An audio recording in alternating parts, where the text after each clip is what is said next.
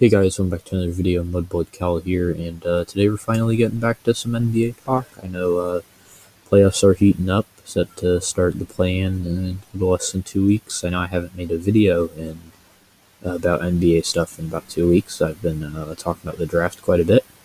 But yeah, today I want to talk about the Wizards, so we're going to do that. Leave a like and subscribe. You can follow me on Twitter at MudbloodCal, and yeah, let's get into it. So, like, the thing with the Wizards, it appears, is like if they can stay healthy and have Beal and Gafford's been a massive piece for them, and Westbrook are just all on the court together, like this is a really good team, and I think we've seen that, over the last 15 games or so. I mean, they've been just absolutely on fire. They've won like something ridiculous, like 14 of their last 17 or something. A few losses. I mean, I know they lost last night to the Bucks in a close one, but it's really looking like they might have a chance to at least jump into the 9 seed, have home court advantage for the first playing game. If you don't know how the playing games work,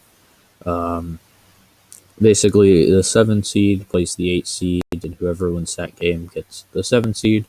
The loser of that game will play the winner of the game between the 9 seed and the 10 seed, and then the winner of the game between the loser of the 7-8 seed game and the winner of the 9-10 seed game will play to get the 8 seed. The Wizards, I think, can definitely beat the Pacers right now. Pacers are really struggling. They'll probably be able to jump them to get home court advantage from any opponents. Are Raptors, Pacers, Hawks twice, and then Cavaliers. So that's not necessarily difficult. The Hawks games will be tough, but they should probably be able to go maybe at worst 3-2. If we look at like the Pacers' remaining opponents, they've got the Bucks, the Sixers, the Cavs, the Wizards, and the Hawks. Like, that's quite a couple playoff teams right there. So it's going to be tough. But the question is, will they be able to jump the Hornets? We want to look at the Hornets' remaining opponents. Hornets, who just got LaMelo Ball back. Hornets, Bulls, Magic, Pelicans, Nuggets, Clippers. So it looks like the Hornets will probably be able to hold on to the 8 seed. Definitely won't be able to move up to the 7. It's kind of hard to believe that just a couple of weeks ago the Hornets were the 4 seed. But the Hawks and the Knicks have done a really good job just creating space between them and the Celtics. That leaves it down to the Celtics and the Heat fighting over that final 6th seed to not end up in the play-in games. So that'll be a tough battle. But I do think either the Celtics or the Heat will be able to beat the Hornets. So you don't want to end up, because it's just one game and anything can happen, but I think they'll be all right if they do. If we switch gears to the West playing games right now, San Antonio is struggling. Right now, the Pelicans are a game and a half back.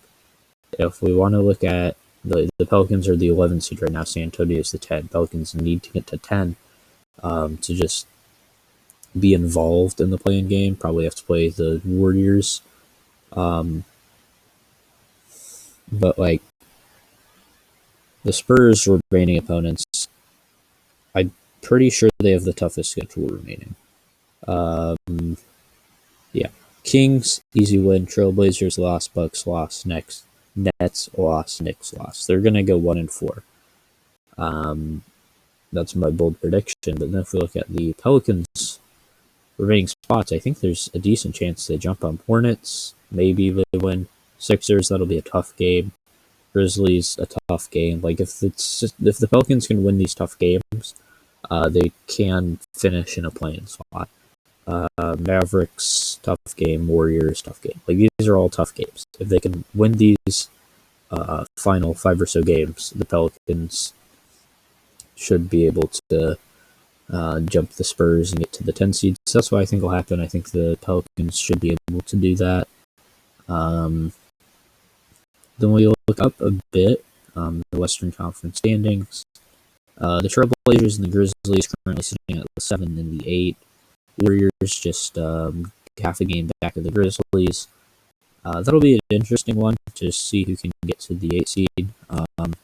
If the Lakers, who are in 6th right now, fall down to the 7th seed, a LeBron Steph Curry play-in game would be fantastic, especially if it's the winner go home one.